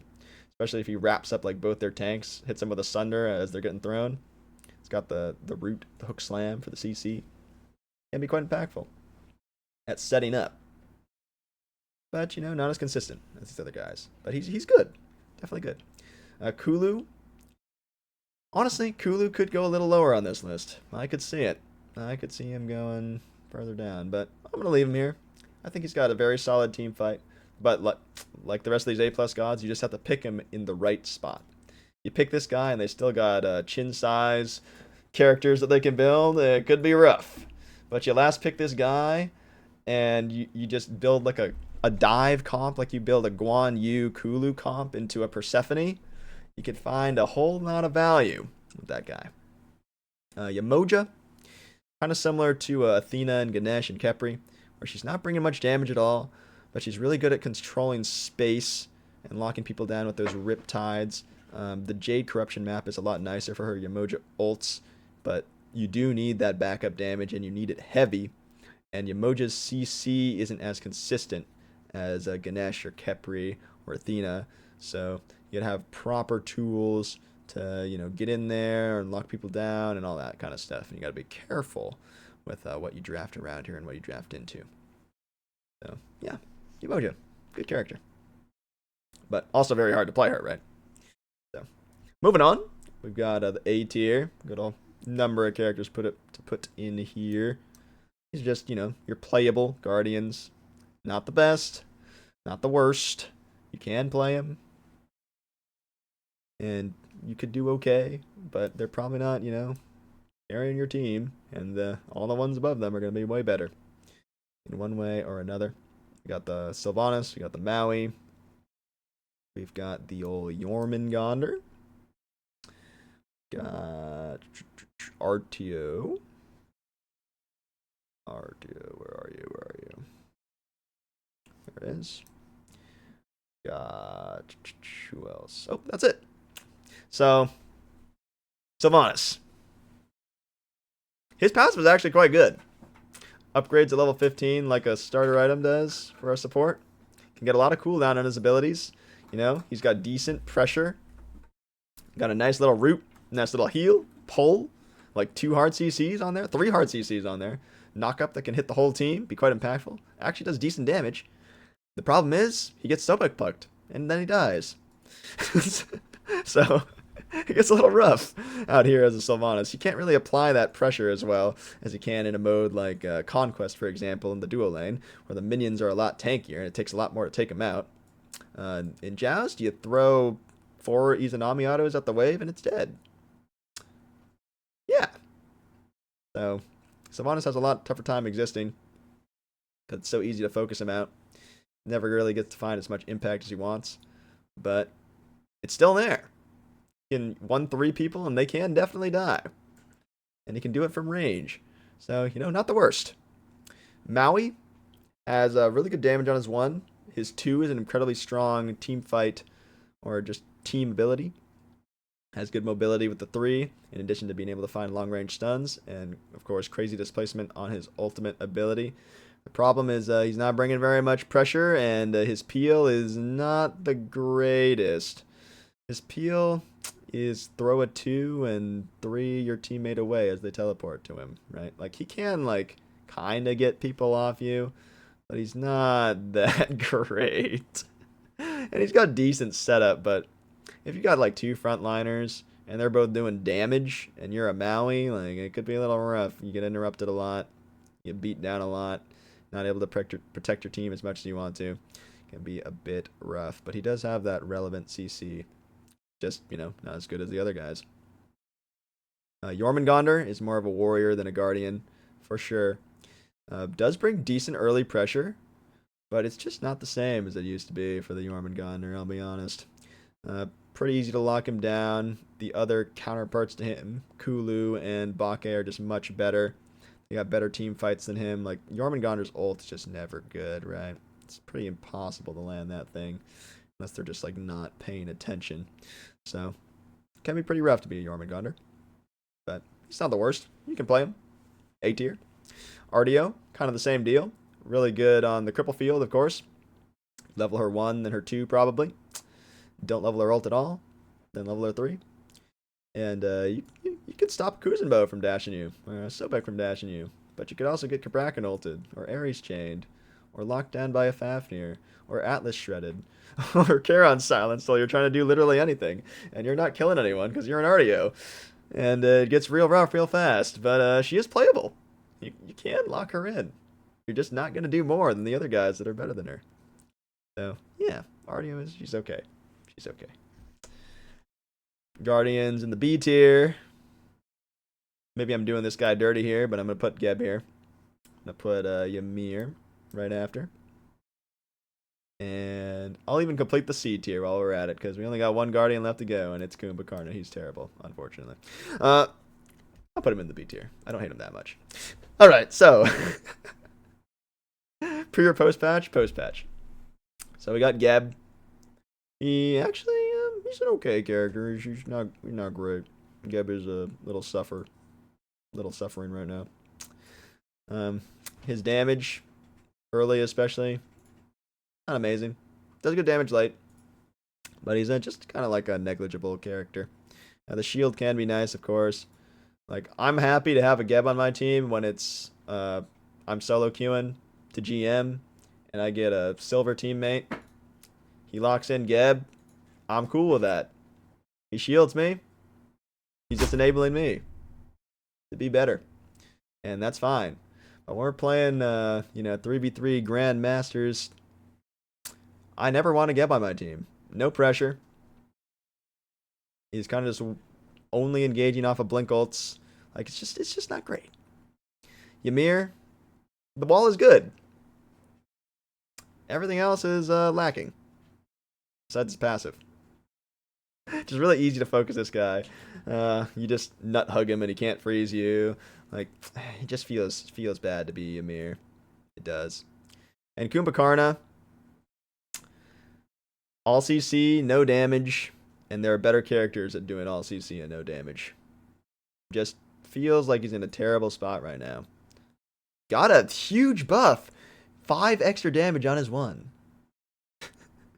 It's not enough. And with that, we move on to the mages. God, we still have mages to go. This is crazy. There will be no mages in SS, no mages in S. Oh, there is one mage in S+, actually. And he's not even a mage.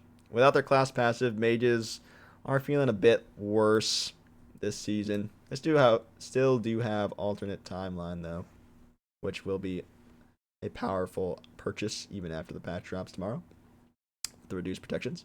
But Baron Samedi is going to be our only mage in S+, and not because he's a mage, but because he's a Guardian-ish player that can build either hybrid or full tank and just provide incredibly annoying CC onto the enemy team. There are a lot of tanks that hate playing against Baron. Osiris doesn't like it, Bellona doesn't like it, Achilles doesn't like it, Erlong hates it. Alma is playable against it, but obviously, like, anyone who's trying to put down a lot of auto attacks or get in close range from melee poke and doesn't have a very, very simple, easy way to get away from a Baron route is just not going to like anything against a Baron Samedi. The Bake Kujira is going to hate it. Kuzenbo can deal with it. Sobek can deal with it. Ares is going to despise playing against the Baron. Kabrakan is a little hit or miss, but definitely favors the Baron in terms of matchups. You can't even Kabrakan ult yourself away from being stunned by the Baron ult, because the Kabrakan wall on his ult is so thin that Baron can actually suck you through your ult. So gets pretty tragic. Terra can't immune the Baron suck with her passive, Cerberus can jump over a wall, I suppose, but that's about as good as it gets for him. And Ganesh is getting sucked. So not a lot of great matchups for a lot of these guys in the tank roles. Kakolin getting packed up by Baron, so is Hercules. Like, Sheva's doing great. Guan Yu's doing great. You can jump away on Gilgamesh and Nike. Fly away on the horse, but Baron is just really good at screwing tanks, is what I'm trying to say. And in a game mode where 2 front lines is where you're looking to go a lot of the time, Baron can be very anti-aggression and shut people down, lock them under the tower, punish the overextension, and set up a lot for his team.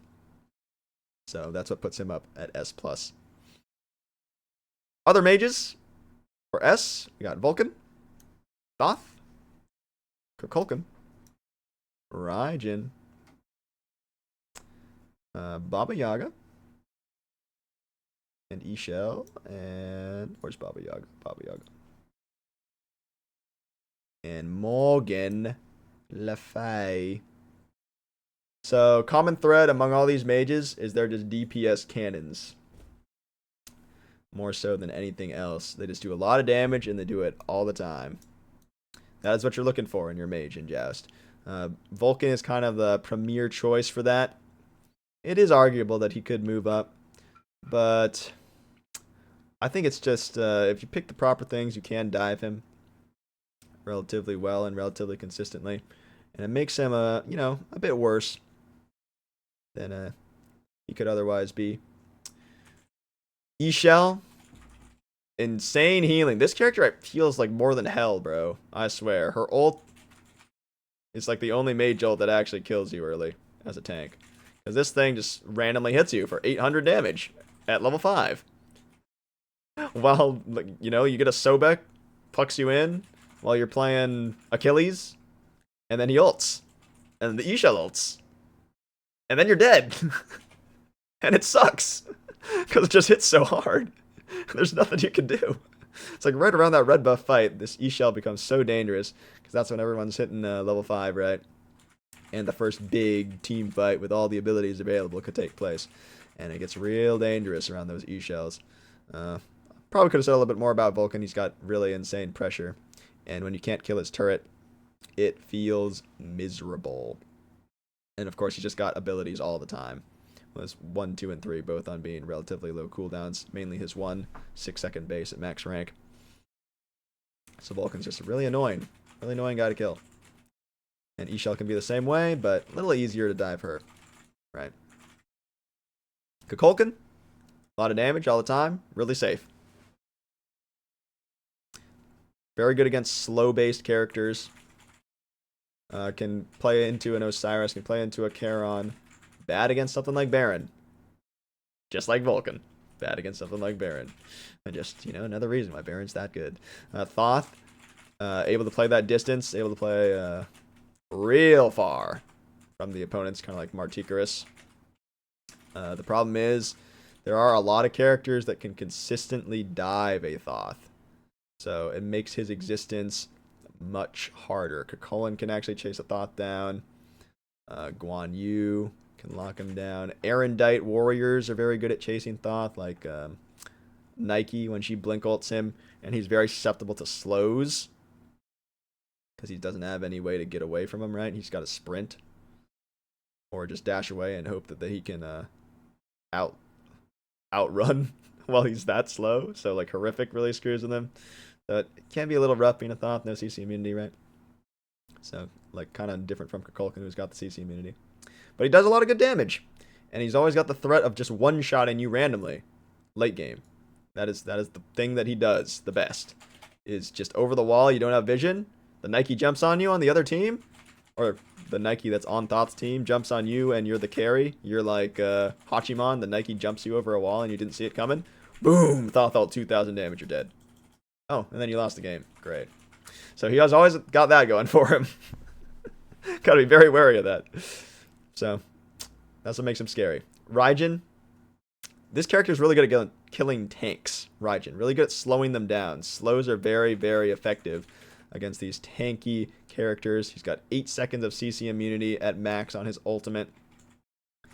And, he just hurts. He's just really annoying to kill.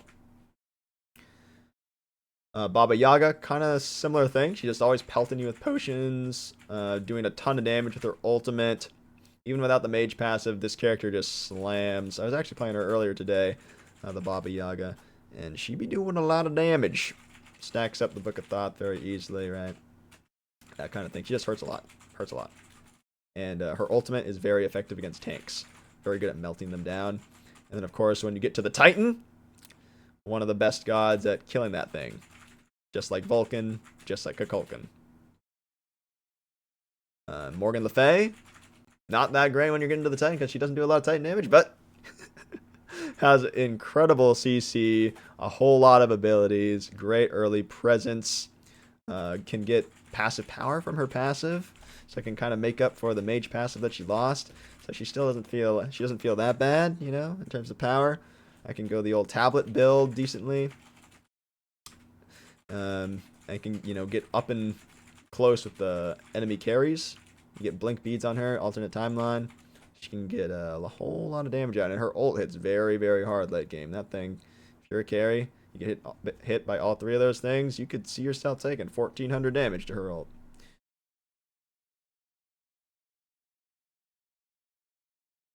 Yeah, Raijin can hold that ult for a long time. Oh, you got talking about something else. Thoughts on her being kind of hybrid? Who, Morgan Le Fay? Thanks for the follow. E-Shell? Oh yeah, I think you should definitely go a little hybrid. I don't think you should go full damage on her. That's just asking to die. Like, you get Vamonted and you're full damage, you're toast. That's the weakest part about that character, is how easy it is to kill her, and that's always been her weakness, right? But in Joust, it's a little easier to use her strength of how hard she hits with that ultimate. You can just deal so much damage, and there are only 3 people on the map on the enemy team, so a little bit harder to just immediately erase her. Alright, moving on. We got A+. Got a whole slew of mages to throw in here. So once again, A+ is our, just, you know, a little bit better than average. Really solid place to get like a pocket pick from. Character that you're really comfortable with, that you want to slot in. Maybe in like the last slot of your draft, that can really round it out and can counter a lot of things the other team's putting together. Got a whole lot of guys going in here. Aphrodite, Chang'e, Scylla. But they're all going to have like some glaring flaws that make them a bit worse than their counterparts that are above them. Discordia. Merlin. Stephanie. Laura. Tiamat. Right, so E-set. Great setup. Okay range. Not amazing consistent damage. OP ult. Get to the Titan. You're probably good. Really solid if you've got characters that can abuse the setup she provides. Like, you've got an Ares with a E-set. A comp I ran a while back. We ran Ares, E-set Thor, and the enemy Atlas did not play the game. So, you know, she's a great setup god. She's a great setup god. You can build her a little tankier if you want. Can be nice. Full damage also works, though. But a really, really good pocket pick to have, the E-set. You know, silencing out Serb breaths. Serb is actually kind of a counter matchup, so maybe not Serb. But, you know, can provide a lot in the team fight. Very good Joust type of character. She's just a little trickier than some of these other mages. She doesn't do like, she doesn't go the same pace as a lot of the other mages do. So she's one that I find not a lot of people have figured her out. But she can be quite effective and very annoying to play against. I hate playing against this character.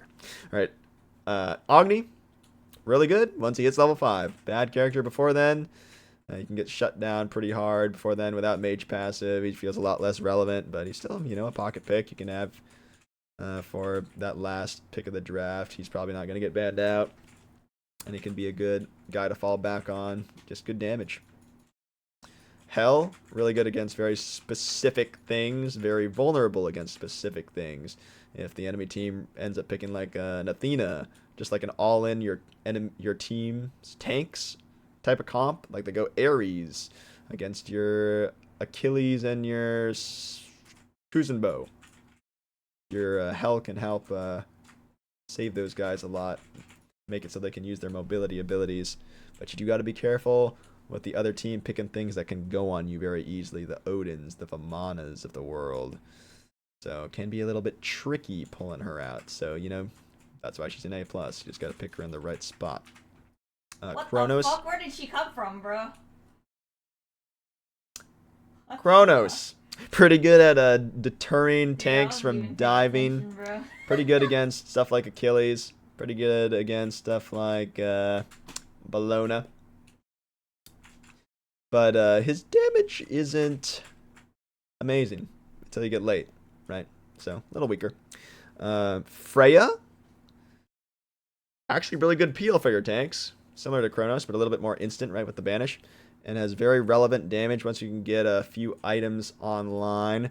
The problem is if they can disarm you or like slow you down easily in some way. Like they can erect walls with Kabrakins or Yamojas or Odins, and you're just dealing no damage while that's happening, right? So it can be a bit rougher. You know, you get Bellona 3, you get Fafnir 3. Like, you don't want to use your beads on that, but you might have to. And you're getting poked out by the Osirises of the world. You're never catching the Amaterasus, even with hastened. So it can be a little tough sliding her in, but if you can get her in a position where she can make those aggressive plays, just banish for your Ares chains, type stuff like that, can deal a whole lot of damage to that character, put the hurt on her. If she can get a full cast of her 2-1 out on literally anyone, they're probably going to die. So Freya can do a whole lot. Aphrodite, really solid in a dive-oriented comp because she can, you know, link to somebody, make them deal a lot of extra damage with her smooch, with her ultimate ability, the Undying Love. And then, of course, has decent healing. But, once again, can get turned on by stuff like Cerberus. Stuff like Osiris. She really struggles against slows. And On Her Pillar comes up. She's living a pretty terrible life at that point.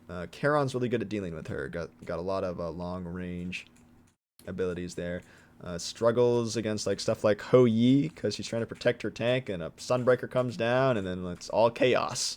So she's not feeling great. Like consistent damage, really strong against Aphrodite. Like Baba Yaga's, the Morgan Le Fays of the world, make her life exponentially tougher. Where you're trying to dive an E-shell with an Afro, like you might get turned on hard, type of thing. Chang'e, really good at diving carries. Blink ults, and that's kind of the bread and butter of this character. She's got like no early presence though, so until you get a few items online, you're able to get on those backliners. Not looking too great.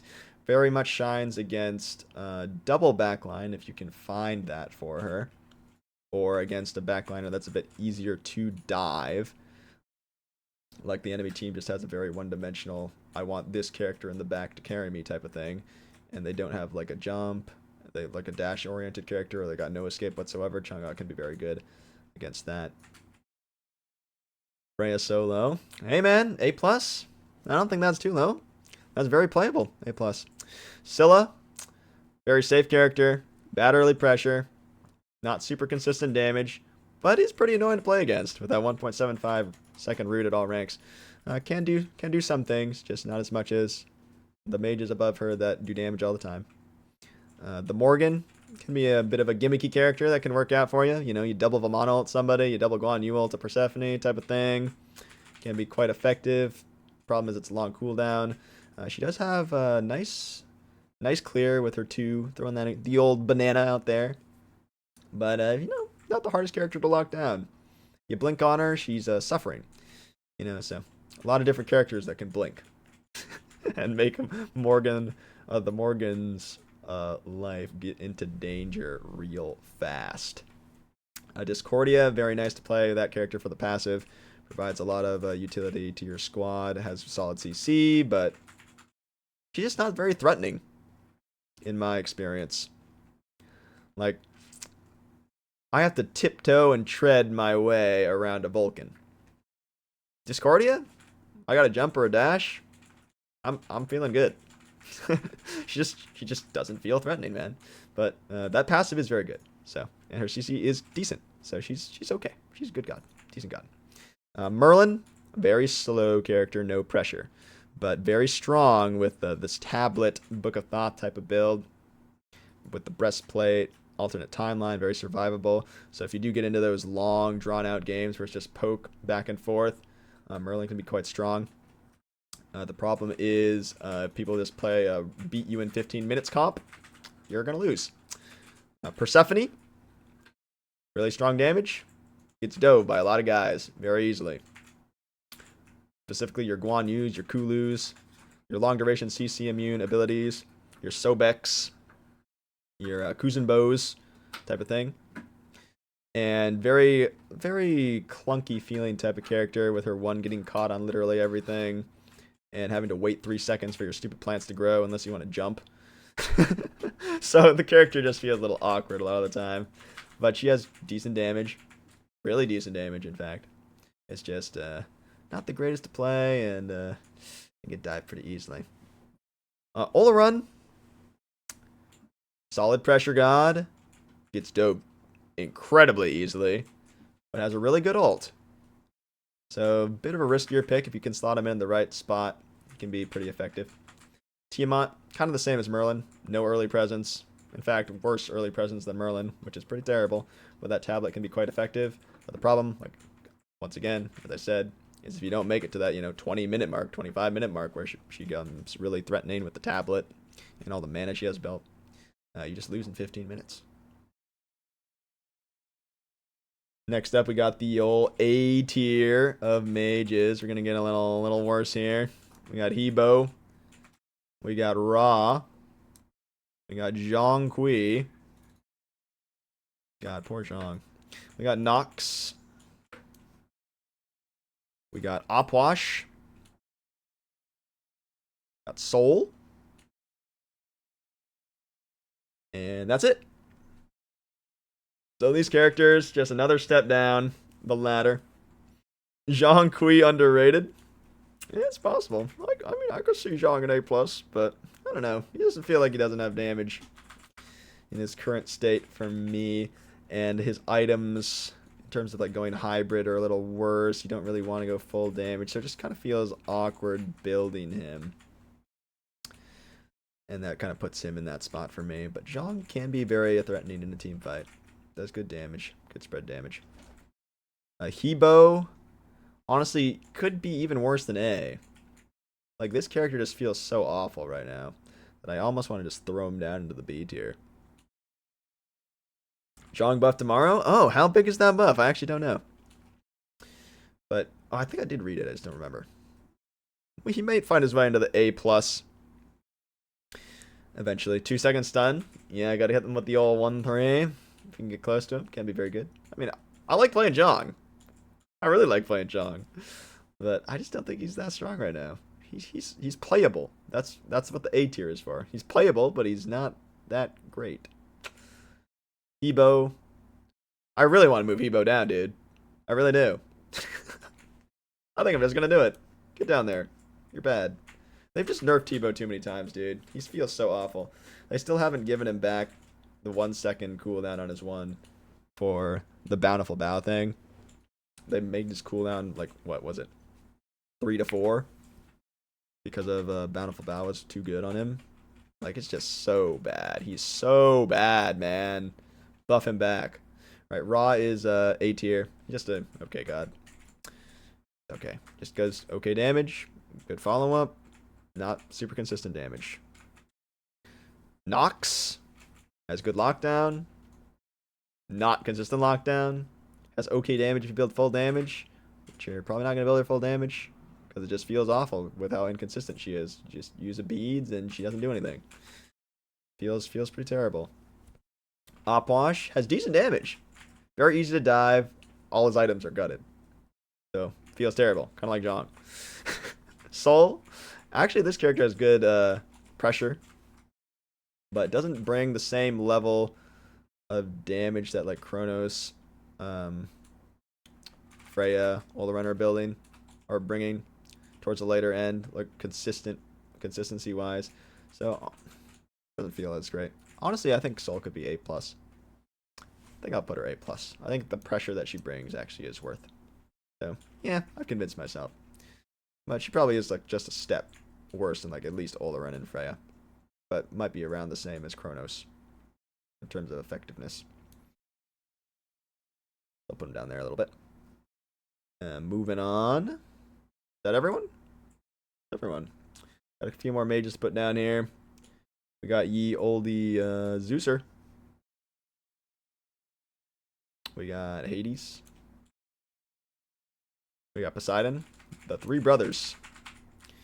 Got Nuwa. Janice. And Maman Brigitte are in the B tier, which of course will make our C tier round out some pretty garbage characters. That and that. Those are all our mages. Oh, Hera. I didn't place Hera. Where'd I put Hera? Surely she's an A or A+. I don't remember where I placed her. Oh, she's an A+. Hera's decent at, killing things that can't kill Argus. So if they go a mage comp, double front line, Argus can do a whole lot of wreckage. But like I said, the A+ characters are reserved for that very good counter pick / pocket pick position for your like last pick type thing. All right. Anyway, back to B. Yu Huang. Oh, did I not place Yu Huang either? Oh, he's an A+ as well. He's just you can kind of ignore this guy.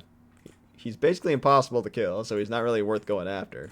But his damage isn't relevant enough to where he's going to carry the fight if he gets ignored. He needs to find a good ultimate, or it's just not panning out. So, because of his safety and because of his decent damage and because of his good ultimate, he is A+, just a little bit better than average, but he's not top of the line material, unfortunately. I think that's all the mages. We can explain the B and C real quick. We got old Hebo, like I said, he just feels awful, doesn't do damage, cooldowns are too long on his one. She's just been nerfed so many times. Zeus, decent pressure, but just like really easy to kill that guy, right? And he's just not doing as much. Like these other mages in S tier are doing just as much damage, if not more than Zeus, and being safer and playing from a farther distance. So it just feels bad to be a Zeus. Hades is getting buffed, actually. So I think Hades honestly is worth an A. I'm missing half of my He could be on this. He could be honest. He could honestly be an A plus with the buff he's getting. A little buff to his ult, getting some 10% damage mitigation, I believe is what it is during his ult. Or no, 10% prot shred from his ult, right? Or during his ult on things that are gonna hit, something like that. It's one of those two. I don't remember. I think it's the shred. Now Poseidon, pretty bad character. He just needs that hybrid build. He needs his trident to be good. He's just bad right now. 10% prot shred. Okay. Nice. Nuwa, kind of bad. Her impact late game is actually pretty good, but I don't know, man. She's so easy to kill. It's way too easy to kill. You just steamroll this character. Janus is kind of the same. Without his mage passive and without his non-conk buff, this character actually hits like a wet noodle. So Janus, you can kind of ignore him, or if he like takes one step too far, you can insta-kill him. But the character just feels bad. And Maman Brigitte, having to put herself so deep in the fray, makes her feel a lot worse in Joust. Early pressure runs her over with naturally tanky characters just running her down. Alright, moving on. We got the last class, the All Assassin class. Kind of like the weakest class in the game right now for Joust, I would say. But still an okay class. S tier is where we're going to start here. We're going to put Camazotz and Naja. Naja has fallen a bit for me. He was an SS on the last tier list, alongside, I believe it was Kuzenbo. Unless Kuzenbo wasn't there. Kuzenbo might have been just below. But Naja kind of gets ran by these early pressure characters. And with the state of the game, of Joust being so early oriented, with the minions being so squishy, and just everything just dying so fast. And with the removal of the class passives making tanks come a bit more to the forefront in terms of their effectiveness, Naja has dropped off a bit. Still very good. But, you know, you just really need to have that follow-up for him now, more than ever. Camazotz kind of in a similar boat. Can get out-pressured by a lot of things. Like, he's never able to box a Bellona early, right? But if he makes it to that late game, makes it to that mid game even, he's providing good safe poke, really good dive. So if they pick like a mage comp, or they pick one of these hunters that you can dive just a little bit easier, which honestly there aren't a lot of them. Maybe Camazotz could move down, but I think he's still very good, does very strong damage, but you're gonna have to build more damage on him now too. Like you can get the Jones Vigors thing going on him. But he's just just a step above the other assassins just because of his safety and consistent damage. Assassins for S are done. We're gonna move down to A+. We got Fenrir in A+. We got Daji. We got Set. We got Serket, Thor, and Tsukuyomi. I think I'm actually going to move Camazotz down. Am I evil for that? I think he's also just taking a bit of a hit. Yeah, we're moving him down. He's just a little weaker, honestly. But these are really solid. Let's just like pocket picks, like the A+ tab is. You pick him in the right spot, the character can do a lot. Like Camazotz is a really solid character for that. Diving, Persephone's of the world, Persephone double frontline. It's just like, you're just not going to kill him, right? So he just blinks on your backliner and feels real bad if he can actually kill them or deal good damage. Fenrir, just a classic. Dive the Thoth, dive the Vulcan, dive the E-Shell, dive the Kukulkan type of character. Just really picks on those immobile characters in the backline, which typically are mages and is very mobile. The only thing is he's not bringing any wave clear. Once again, doesn't matter as much because the Joust waves are so squishy. And if you can generate pressure, it doesn't matter if you can't clear the wave because they can't step up anyway, right? Daji, really good in very similar scenarios to Fenrir, and doesn't have to give up her body as much as Fenrir does. She does have that non-conk buff where she takes 10% less damage. So, you know, good at diving the Vulcans, good at diving the Kukulkans, the Thas, all that stuff with the no CC immunity. Does have to worry about Absolution, though. Set, of course, once again, another amazing diver. Really good if you draft him along with like a Kepri or a Ganesh or, you know, something else that can go in / save him. Can be good. We got Serket. Super counter pick character, kind of similar to Fenrir.